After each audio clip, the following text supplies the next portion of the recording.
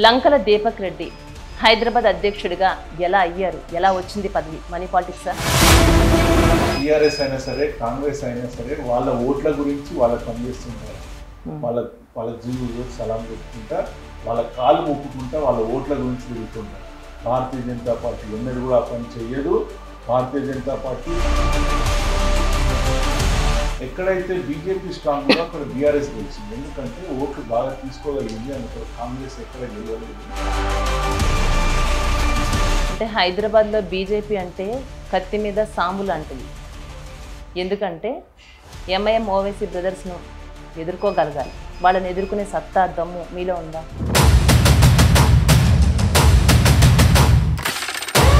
Old సిటీలో వాళ్ళు ఎప్పుడు కూడా దొంగ ఓట్లు ఎక్కువ వేసుకొని గెలిచే స్థానాలు కాబట్టి ఈసారి మొత్తం మీద ప్రజలందరూ కూడా మోడీ గారి దిక్కు, భారతీయ జనతా పార్టీ దిక్కు చూస్తున్నారు కాబట్టి.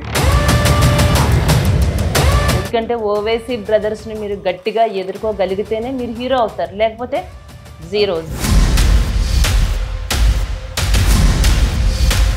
మాధవీలత కూడా వాళ్ళనే ఓవైసీ బ్రదర్స్ని టార్గెట్ చేసి ఆమె ఎంత పాపులర్ అయిందో మనందరికీ తెలుసు. ఒకవైపు బాణాలు వేస్తూ, మరోవైపు డాన్సులు చేస్తూ బీజేపీలో ఒక రకంగా చెప్పాలంటే రాష్ట్రంలో ఒక రకమైనటువంటి జోష్ తీసుకొచ్చింది, పార్టీకే జోష్ తీసుకొచ్చింది. ఆమె పరిస్థితి ఏమైందండి?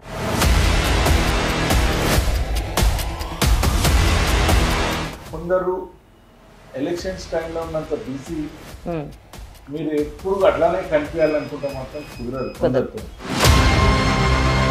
పార్టీనే ఒకటే కాదు వాళ్ళకి. అంటే వచ్చే జిహెచ్ఎంసీ ఎలక్షన్స్ కోసం బాగా కుస్తీ పడుతున్నారా? అంటే ఖచ్చితంగా ఈసారైనా బల్లి అని దక్కించుకుంటారు.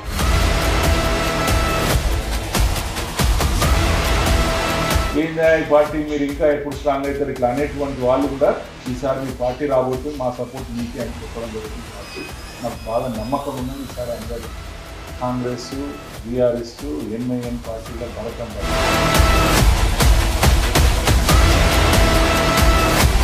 డబ్బు ఉంటేనే రాజకీయాల్లో ముందుకు రాగలము అన్నది కూడా అందరికీ తెలిసిందే. ఈ రెండు అంటే మీకు ఉన్నాయనుకోవచ్చా, లేవనుకోవచ్చా? ఏ విధంగా మీరు రాజకీయాలు ఏ ధైర్యంతో అడుగు పెట్టారు? ఒక సినిమాలో డైలాగ్ ఉంటుంది,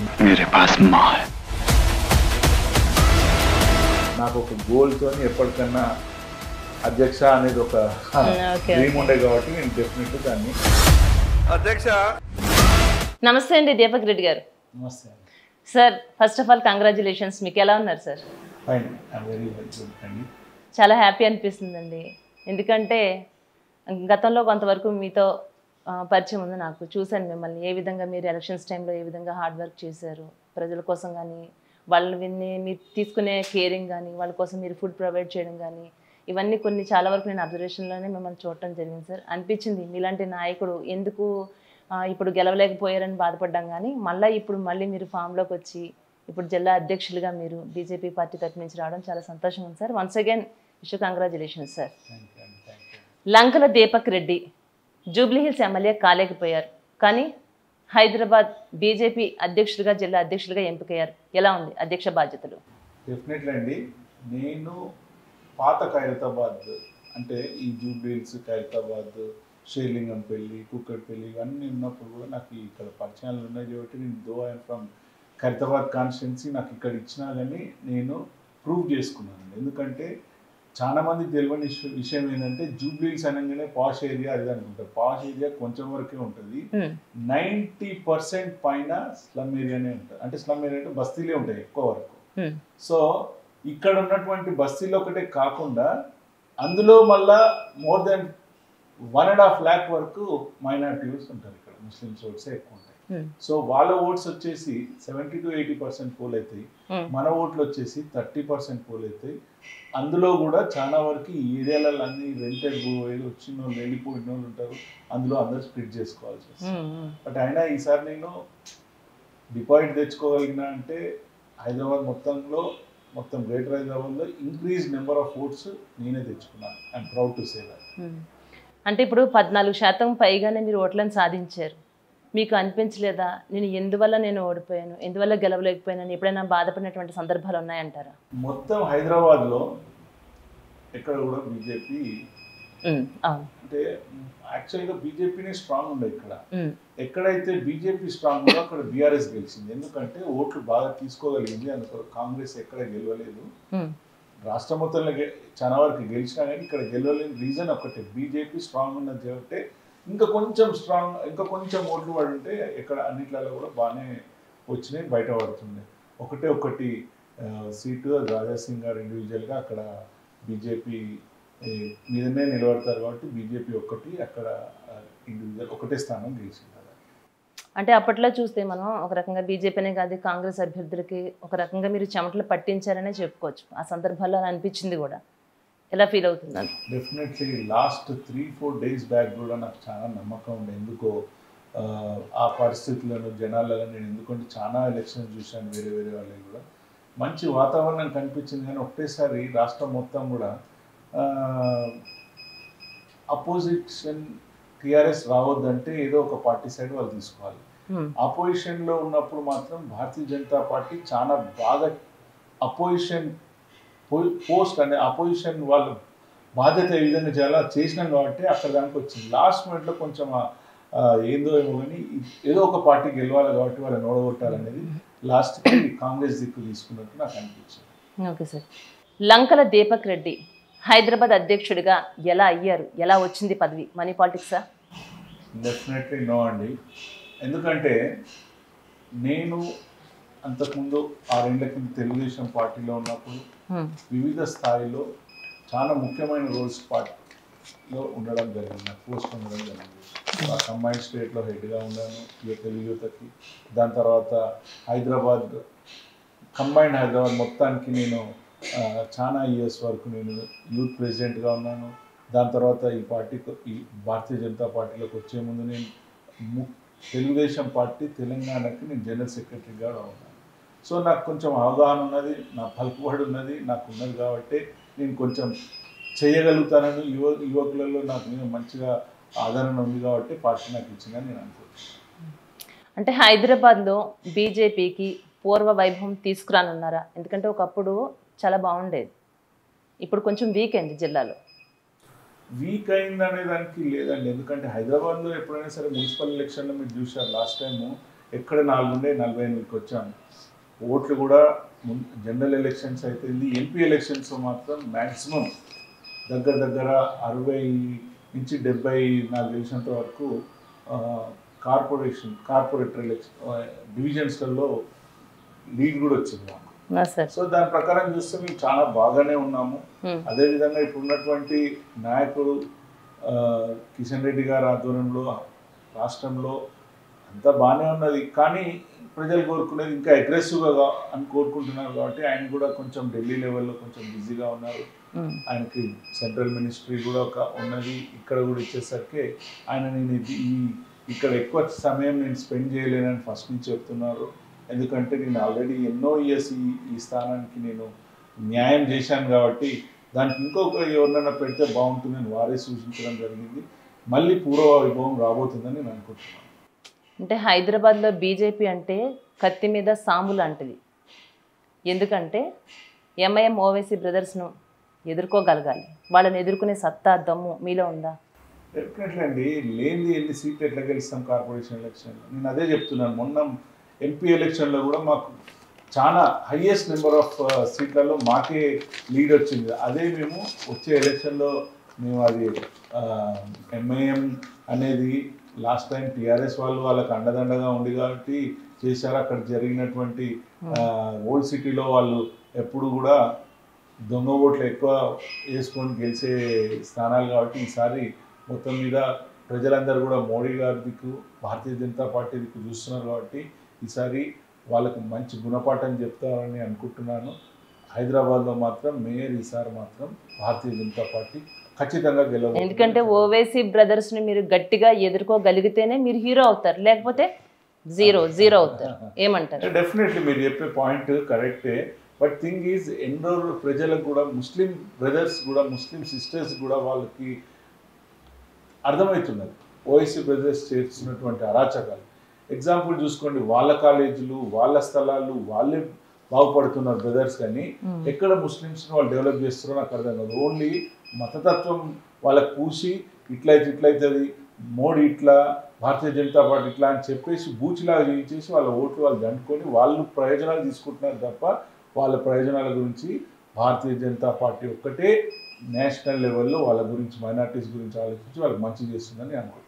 ఎందుకంటే అందరి దృష్టి కూడా మీరు వాళ్ళని ఎదిరించే దానిపైనే ప్రతి ఒక్క దృష్టి కూడా ఉంటుంది. డెఫినెట్లీ మేము ఎప్పుడైనా సరే టీఆర్ఎస్ అయినా సరే కాంగ్రెస్ అయినా సరే వాళ్ళ ఓట్ల గురించి వాళ్ళకి పనిచేస్తుంటారండి. వాళ్ళ జీవుజోరు సలాం కొట్టుకుంటా వాళ్ళ కాలు మొక్కుకుంటా వాళ్ళ ఓట్ల గురించి తిరుగుతుంటారు. భారతీయ జనతా పార్టీ ఎన్నడూ కూడా ఆ పని చెయ్యదు. భారతీయ జనతా పార్టీ ప్రతి భారతీయునికి ఏ విధమైన న్యాయం జరుగుతుందో అందరికీ ఒకే విధంగా చూస్తారు కాబట్టి మేము వాళ్ళకి ఓట్ల గురించి వాళ్ళ గురించి పోవాల్సిన అవసరం మాకు లేదు. మాకు అంత దుస్థితి కూడా రాదని అనుకుంటున్నాం. అంటే ఒక విషయం చూస్తే మాజీ ముఖ్యమంత్రి మన కిరణ్ కుమార్ రెడ్డి ఇప్పటికీ ఆయన అందరికీ గుర్తుంటారు. ఎందుకంటే ఆయన చేసినటువంటి పనులు పక్కనున్న వాళ్ళకి కూడా తెలుసో లేదో తెలియదు, కానీ ఈ అక్బరుద్దీన్ ఎప్పుడైతే ఆయన జైల్లో వేశాడో దాన్ని దృష్టిలో పెట్టుకుని ఇప్పటికీ కూడా ఆయన గుర్తు చేసుకుంటారు కదా అంతా. అవును, కిరణ్ కుమార్ రెడ్డి గారు భారతీయ జనతా పార్టీ నాయకులు, వారు చేసినటువంటి పనిని నిజంగా కూడా అందరూ కూడా కొనియాడారు. దాని కాంగ్రెస్ లో ఆ టైంలో ఉన్నా కానీ ఈయన చేసిన మంచి పని అని చెప్పేసి అందరూ కూడా అతన్ని కొనియాడారు.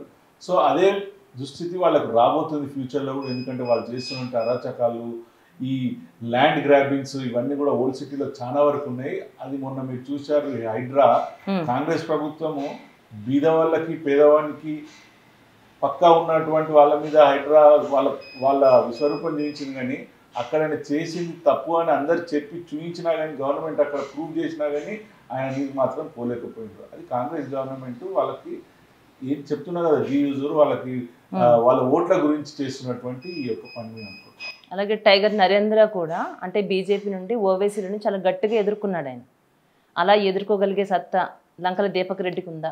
డెఫినెట్లీ టైగర్ నరేంద్ర గారు, బద్దం బాలరెడ్డి గారు, దత్తాత్రేయ గారు, ఇప్పుడు ఉన్నటువంటి నాయకులు కిషన్ రెడ్డి గారు, లక్ష్మణ్ గారు, ఇక్కడ ఉన్నటువంటి నాయకులందరూ కూడా ముస్లింలని ఎదుర్కొన్నారు కాబట్టి ఈరోజు భారతీయ జనతా పార్టీ హైదరాబాద్లో నిలబడింది.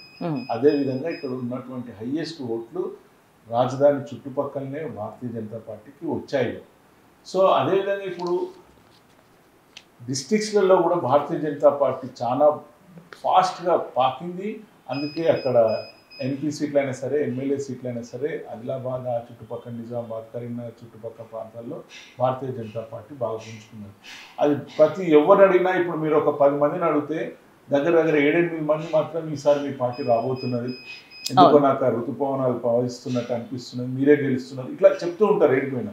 ఇంతకుముందు ఎన్నడూ మాకు అంతే ఏందా ఈ పార్టీ మీరు ఇంకా ఎప్పుడు స్ట్రాంగ్ అవుతారు ఇట్లా అనేటువంటి వాళ్ళు కూడా ఈసారి మీ పార్టీ రాబోతుంది, మా సపోర్ట్ మీకే అని చెప్పడం జరుగుతుంది. కాబట్టి మాకు బాగా నమ్మకం ఉన్నది ఈసారి అందరి కాంగ్రెస్, బీఆర్ఎస్, ఎంఐఎం పార్టీలో భరతం పడతామని మాకు మంచి నమ్మకం. చాలా కాన్ఫిడెంట్గా చెప్తున్నారు. గతంలో మాధవీలత కూడా వాళ్ళనే ఓవైసీ బ్రదర్స్ని టార్గెట్ చేసి ఆమె ఎంత పాపులర్ అయిందో మనందరికీ తెలుసు. ఒకవైపు బాణాలు వేస్తూ మరోవైపు డాన్సులు చేస్తూ బీజేపీలో ఒక రకంగా చెప్పాలంటే రాష్ట్రంలో ఒక రకమైనటువంటి జోష్ తీసుకొచ్చింది, పార్టీకే జోష్ తీసుకొచ్చింది. ఆమె పరిస్థితి ఏమైందండి? ఆమె యాక్టివ్గా ఉన్నది నాకు తెలిసినంత వరకు. ఎందుకంటే అయిపోయి కూడా ఎలక్షన్స్ అయిపోయి 1.5 year అవుతున్నది. బట్ స్టిల్ 1 year కూడా కాలేదు. బట్ ఆమె పర్సనల్ పనులలో ఏమన్నా బిజీగా ఉన్నారు అంతేగాని వారు యాక్టివ్గానే ఉన్నారు. వాళ్ళు దేశంలో వేరే ప్రోగ్రామ్స్ కూడా అటెండ్ అవుతున్నారు. వారికి ఇంపార్టెన్స్ ఇవ్వమని నేషనల్ పార్టీ కూడా చెప్పారు. అయితే మనం చూసుకోవాల్సింది ఏంటంటే కొందరు ఎలక్షన్స్ టైంలో ఉన్నంత బిజీ మీరు ఎప్పుడు అట్లానే కనిపించాలనుకుంటే మాత్రం కుదరదు కొందరితో. ఎందుకంటే పార్టీని ఒకటే కాదు, వాళ్ళకి వేరే కారణాల చేత కూడా ఉండొచ్చు అని నేను అనుకుంటున్నాను. అంటే ఒక రకంగా చెప్పాలి అంటే డెఫినెట్లీ ఫైట్ చేస్తూనే ఉన్నారు. వారికి గుర్తింపు పక్కా ఉంటుందని అనుకుంటున్నాను. ఒక రకంగా చెప్పాలంటే చాలా పాపులర్ అయింది ఆవిడ ఆ టైంలో. ఆవిడ అనేది కొంతమందికి తెలుసు, కానీ ఆ టైంలో పార్టీలో కూడా ఒక రకమైనటువంటి జోష్ తీసుకొచ్చిందండి ఆవిడ. బీజేపీ పార్టీకి ఏ విధంగా జోష్ తీసుకొచ్చింది అన్నది కూడా మన అందరికీ తెలుసు. అలాగే ఇక గ్రేటర్ ఎన్నికలు రాకపోతున్నాయి, ఎట్లా ఉంది అంటే మీ ప్లానింగ్స్ ఏ విధంగా ఉన్నాయి? భారతీయ జనతా పార్టీని ఇంతకుముందు చెప్పినట్టు ఇక్కడ మేయర్ సీటు కైవసం చేసుకునేది భారతీయ జనతా పార్టీ. ఎందుకంటే లాస్ట్ టైం 4 నుంచి 48 పోయింది, ఈసారి 48 నుంచి దానికి మీరే 100కు తక్కువని నేను అనుకుంటున్నాను. ఎందుకంటే ముస్లిం ఏరియాలలో ఎప్పుడైతే హిందూ ఓట్లు స్ప్లిట్ అవుతాయో అక్కడ వాళ్ళు గెలుచుకుంటూ వచ్చారు. ఇప్పుడు అందరికీ బుద్ధి వచ్చింది, తెలివి వచ్చింది. మోడీ గారు చేస్తున్నటువంటి పనులు, ఇక్కడ ఉన్నటువంటి లోకల్ బీజేపీ వాళ్ళు చేస్తున్నటువంటి పనులు బాగా తెలిసి వచ్చాయి. కాబట్టి ఈసారి మేమందరం కూడా భారతీయ జనతా పార్టీకి ఓటేస్తున్నామని చెప్తున్నారు. మేము పోయిన మీటింగ్స్లలో మేము ఎన్నడూ లేని స్పందన కూడా చూస్తున్నాము. ఈసారి మేయర్ సీటు కైవసం చేసుకునేది భారతీయ జనతా పార్టీ అని గంటబద్ధంగా నిందిపోయింది. అంటే వచ్చే జిహెచ్ఎంసీ ఎలక్షన్స్ కోసం బాగా కుస్తీ పడుతున్నారా? అంటే ఖచ్చితంగా ఈసారైనా బల్లి అని దక్కించుకుంటారా? 100% అండి. ఎందుకంటే మేము లాస్ట్ టైం ఎంఐఎం సీట్ల కంటే ఎక్కువ తెచ్చుకున్నాము. కార్పొరేషన్లో మేము ఎంఐఎం కంటే కూడా ఎక్కువ తెచ్చుకున్నాం. సో కాంగ్రెస్కి వచ్చింది సింగిల్ డిజిట్లోనే ఉండిపోయారు కాంగ్రెస్. ఇప్పుడు కూడా వాళ్ళు అదే పొజిషన్లో ఉన్నారు. టీఆర్ఎస్ చాలా చిత్కబడింది.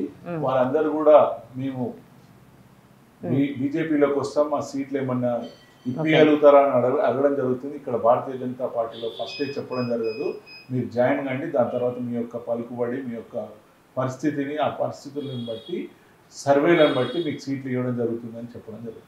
అంటే అతిపెద్ద టాస్క్ జిహెచ్ఎంసీ ఎలక్షన్స్ అనే మనం అనుకోవచ్చు ఒక రకంగా చెప్పాలంటే. అంటే ఈ టాస్క్ని ఎదుర్కోవడానికి మీరు సిద్ధంగా ఉన్నారా? డెఫినెట్లీ అండి. భారతీయ జనతా పార్టీ ఎప్పుడు కూడా ఈ భాగ్యనగరంని కైవసం చేసుకోవాలని ఎప్పటి నుంచో ఆలోచిస్తున్నది. దానికి తగ్గట్టుగానే మా యొక్క ప్రోగ్రామ్స్ కూడా రూపం చేయడం జరుగుతున్నది. సో ఇక్కడ ఉన్న ప్రోగ్రామ్స్ ఏం చేసినా కానీ హోల్హార్టెడ్గా, స్వచ్ఛందంగా ఇక్కడ చాలా మంది పార్టిసిపేట్ అవుతూ ఉంటారు. ఈసారి మాత్రం భారతీయ జనతా పార్టీకి మా ఓటు ఉంటుందని చెప్పడం కూడా జరుగుతుంది. అంటే గ్రేటర్ ఎన్నికల్లో బీఆర్ఎస్తో కలిసి ఏమైనా పోటీ చేసే అవకాశాలు ఉన్నాయనుకోవచ్చు? 100% ఉండవండి అట్లాంటివి. ఎందుకంటే భారతీయ జనతా పార్టీ ఎప్పుడు కూడా ఇంతకుముందు తెలుగుదేశం పార్టీతో కలిసి చేసింది. అప్పుడు ఇక్కడ గవర్నమెంట్ ఇక్కడ ఆ పార్టీ ఉండే కాబట్టి ఇప్పుడు అది ఆంధ్రాకి వెళ్ళిపోయింది. సో బట్ వేరేస్ అప్పుడు ఆ పార్టీతో తప్ప ఇంకే పార్టీతో భారతీయ జనతా పార్టీ కలిసి చేసిన దాఖలాలు లేవు. మా పార్టీ పుట్టిందే కాంగ్రెస్, ఎంఐఎం ఇట్లాంటి వాళ్ళకి ఎగెన్స్ట్గా పుట్టిన పార్టీ.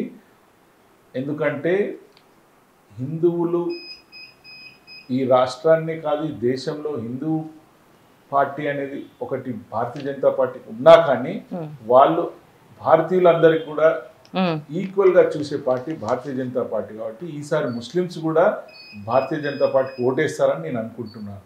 అలాగే బీజేపీ రాష్ట్ర అధ్యక్షుడిని ఎన్నుకోవడానికి ఎందుకు ఇంత టైం తీసుకుంటున్నారు? నేను హైదరాబాద్ అధ్యక్షుడిని, అది పెద్దలు చూసే బాధ్యత. నేషనల్ లీడర్షిప్ దాని మీద కసరత్తు చేస్తున్నది. కొంచెము బాగా దీని మీద ఈ స్టేట్ మీద ఇంట్రెస్ట్ చూపిస్తున్నది కాబట్టి కొంచెం లేట్ అవుతుందని నేను అనుకుంటున్నాను. అలాగే కిషన్ రెడ్డి గారు కానీ, బండి సంజయ్ గారు కానీ, ఈటెల గారు కానీ, వీళ్ళతో మీకు ఏ విధమైనటువంటి సత్సంబంధాలు ఉన్నాయంటారు? మీరే చూశారు ఎలక్షన్స్లో, మీరు మమ్మల్ని ఫాలో కూడా అయ్యారు. నేను పార్టీకి ఒక సైనికుల్లాగా పనిచేస్తాను కాబట్టి నాకు ఇచ్చినటువంటి ప్రోగ్రామ్స్ అయినా సరే, పనులైనా సరే సక్రమంగా చేస్తాను కాబట్టి వాళ్ళందరూ కూడా, పెద్దలందరూ కూడా నా మీద నమ్మకంతో ఒక గుండకాయ లాంటి హైదరాబాద్ మధ్యలో నాకు పోస్ట్ ఇచ్చారు కాబట్టి నేను దానికి నమ్మకంతో దాన్ని పనిచేస్తున్నాను. వాళ్ళందరితో కూడా నాకు మంచి సంబంధాలే ఉన్నాయి. మా పార్టీలో అందరికి మంచి సంబంధాలే ఉన్నాయని నేను తెలియజేస్తున్నాను. అంటే జూబ్లీ హిల్స్ నుంచి పోటీ చేశారు, ఓడిపోయారు, ఇక అంతేనా? అంటే జూబ్లీ హిల్స్ నియోజకవర్గం ప్రజలు ఏమైనా పట్టించుకుంటున్నారా? డెఫినెట్లీ నేను ఎక్కువ రెగ్యులర్గా ఏదో ఒక ప్రోగ్రామ్ మీద తిరుగుతూనే ఉంటాం. అసోసియేషన్స్తో మీటింగ్ అయితేనే ఉంటాయి, రెసిడెన్షియల్ వెల్ఫేర్ అసోసియేషన్స్తో. సో మేము ఎప్పుడు కూడా ఇది ఒక్కటే అని కాదు, ఇక్కడే అని కాదు, ఈ హైదరాబాద్లో ఎక్కడ పిలిచినా నేను పోతూనే ఉంటాను. బట్ స్టిల్ రాబోయేటి రీఆర్గనైజేషన్ అవుతున్నాయి కాబట్టి ఏదైనా కావచ్చు, ఎక్కడెక్కడైనా కాన్స్టిట్యున్సీ రిలేటెడ్ కావచ్చు. Definitely next time Deepak Reddy గారిని మీరు అసెంబ్లీలో చూడొచ్చు అని నేను అనుకుంటున్నాను. మేము కూడా చూడాలని మనస్ఫూర్తిగా కోరుకుంటున్నామండి. అలాగే దీపక్ రెడ్డి గారి గురించి కొన్ని పర్సనల్ విషయాలు మా వీపీ న్యూస్ ప్రేక్షకుల కోసం మరొకసారి గతంలో మేము ఇంటర్వ్యూ చేశాను, కానీ ఆ సందర్భంలో సిచ్యువేషన్ అది మనకి కుదరలేదు. మీరు ఫుల్ బిజీ షెడ్యూల్లో ఉండటం వల్ల మీ గురించి మా ప్రేక్షకులకు నేను క్లారిటీగా తెలియచేయలేకపోయాను. మీ చిన్ననాటితనం నుంచి ఏ విధంగా మీరు ఎక్కడ చదువుకున్నారు? I have been in politics since my intermediate అండి. ఇంటర్మీడియట్ అయినప్పటి నుంచి కూడా నేను తెలుగుదేశంలో చురుకైన పాత్ర పోషించుకు యువ నాయకునిగా నాకు మంచి పేరు ఉన్నది. అక్కడనే లాస్ట్ 6 years బ్యాక్ అక్కడ తెలంగాణ వచ్చిన తర్వాత తెలుగుదేశం అటు సైడ్ పోయిన తర్వాతనే నాకు అప్పుడు కిషన్ రెడ్డి గారు అక్కడ పార్టీ లేదు కాబట్టి నీలాంటి యువకుల మంచి ఎనర్జెటిక్ యూత్ మాకు కావాలి, ప్లస్ మీకు మంచి భవిష్యత్తు కూడా ఉంటుందని చెప్పడం జరిగింది. కాబట్టి మేము అందరం కూడా చాలా పెద్ద ఎత్తున ఈ పార్టీలో జాయిన్ అయ్యాము. చిన్నప్పటి నుంచి కూడా నేను పాలిటిక్స్లోనే ఉన్నాను. కొంచెం బండ్లు క్రేజ్ ఇవన్నీ కూడా నాకు హైదరాబాద్లో బాగుంటుండే. సో అవి చేయబట్టి కూడా నేను కొంచెం ఫేమస్ అయ్యాను. సో అదేవిధంగా ఇప్పుడు ఎప్పటికన్నా సరే ఈ ఏరియాలో ఎమ్మెల్యే కావాలని అది ఒక గోల్, దాన్ని కంప్లీట్ చేసుకుని తిరుగుతాను. అంటే రాజకీయ రంగంలో అడుగు పెట్టాలి అని అంటే కనుక మన వంశపారంపర్యంగా అయితే రాజకీయ రంగంలో ఉన్నారు అంటే వాళ్ళకి అవకాశం రావడం మనం చూస్తున్నాం. లేదు అంటే కనుక డబ్బు ఉంటేనే రాజకీయాల్లో ముందుకు రాగలము అన్నది కూడా అందరికీ తెలిసిందే. ఈ రెండు అంటే మీకు ఉన్నాయనుకోవచ్చా, లేవనుకోవచ్చా? ఏ విధంగా మీరు రాజకీయాలు ఏ ధైర్యంతో అడుగు పెట్టారు? నాకు ఒక సినిమాలో డైలాగ్ ఉంటుంది, మేరా పాస్ మా అనేది. నాకు దోస్తులు ఉన్నారు, నాకు మంచి మిత్రులు ఉన్నారు. నన్ను ఎల్లవేదలా చిన్నప్పటి నుంచి కూడా నాకు ఏ కార్యక్రమం అయినా సరే ఎక్కడ కూడా నాకు లోటు లేకుండా చూసుకునేటువంటి మంచి స్నేహితులు ఉన్నారు. నాకు మా ఫాదర్ కూడా ఎక్స్ సర్వీస్ మ్యాన్, మా ఫాదర్ కూడా మంచిగానే అప్పుడు నన్ను బాగానే చూసుకున్నారు. బట్ స్టిల్ నేను ఎవరి మీద డిపెండ్ గాను. నేను మాత్రం పైసల గురించి పాలిటిక్స్ చేసే వ్యక్తులను కానే కాదు. నాకు ఒక గోల్తోని ఎప్పటికన్నా అధ్యక్ష అనేది ఒక డ్రీమ్ ఉండే కాబట్టి నేను డెఫినెట్లీ దాన్ని ఫుల్ఫిల్ చేసుకుంటాను. అంటే సినిమాల ప్రభావం ప్రతి ఒక్కరిపైన కాకపోయినా మనం చూస్తుంటాం, కొందరిపైన సినిమాల ప్రభావం ఎంతో పడుతుంది. ఆ రకంగా వాళ్ళు కొన్ని డ్రీమ్స్ ఉంటాయి. నేను ఒక పొలిటీషియన్ కావాలి అనుకు, లేక ఒక హీరో కావాలి అనుకుని. ఇలాగ మీకు ఏదైనా చిన్నతనంలో సినిమాల ప్రభావం ఏమైనా మీ మీద పడిందంటారు? భవిష్యత్తు చిన్నతనం నుంచి ఏం పడిందో లేదో తెలియదు, కానీ నేను ఇప్పటివరకు ఎమ్మెల్యే కాకుండా వచ్చు. కానీ నాకు మాత్రం చాలా మంది వెల్ విషర్స్, ఫాలోవర్స్, చాలా మంది మా అన్న అని చెప్పుకునే విధంగా నేను మలుచుకుంటూ వచ్చాను.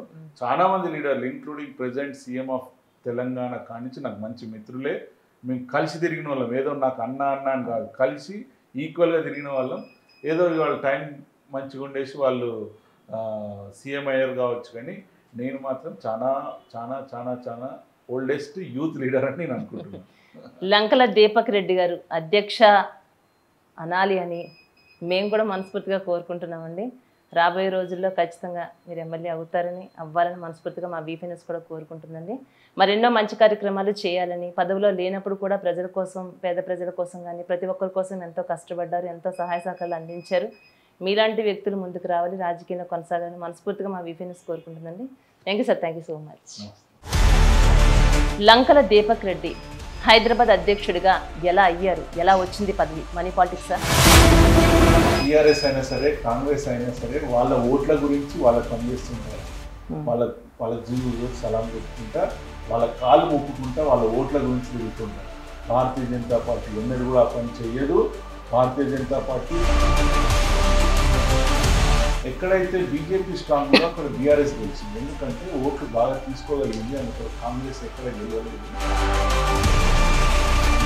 అంటే హైదరాబాద్లో బీజేపీ అంటే కత్తి మీద సాంబు లాంటిది. ఎందుకంటే ఎంఐఎం ఓవైసీ బ్రదర్స్ను ఎదుర్కోగలగాలి. వాళ్ళని ఎదుర్కొనే సత్తా, దమ్ము మీలో ఉందా?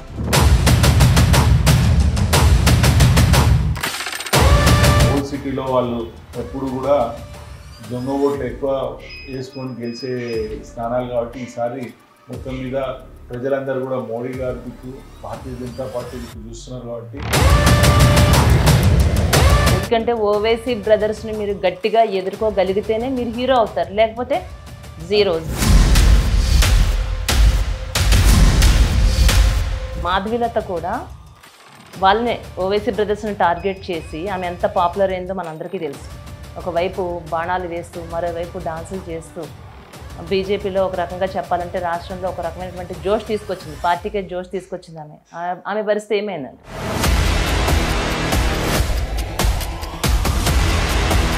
కొందరు ఎలక్షన్స్ టైంలో ఉన్నంత బిజీ మీరు ఎప్పుడు అట్లానే కనిపించాలనుకుంటే మాత్రం కుదరదు. పార్టీనే ఒకటే కాదు వాళ్ళకి. అంటే వచ్చే జిహెచ్ఎంసీ ఎలక్షన్స్ కోసం బాగా కుస్తీ పడుతున్నారా? అంటే ఖచ్చితంగా ఈసారైనా బల్లి అని దక్కించుకుంటారు.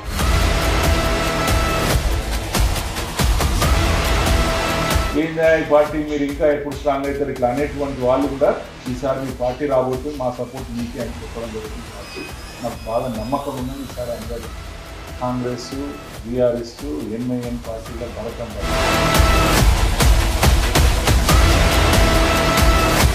డబ్బు ఉంటేనే రాజకీయాల్లో ముందుకు రాగలము అన్నది కూడా అందరికీ తెలిసిందే. ఈ రెండు అంటే మీకు ఉన్నాయనుకోవచ్చా, లేవనుకోవచ్చా? ఏ విధంగా మీరు రాజకీయాలు ఏ ధైర్యంతో అడుగుపెట్టారు? ఒక సినిమాలో డైలాగ్ ఉంటుంది, నాకు ఒక గోల్తో ఎప్పటికన్నా అధ్యక్ష అనేది ఒక డ్రీమ్ ఉండే కాబట్టి నేను డెఫినెట్లీ దాన్ని అధ్యక్ష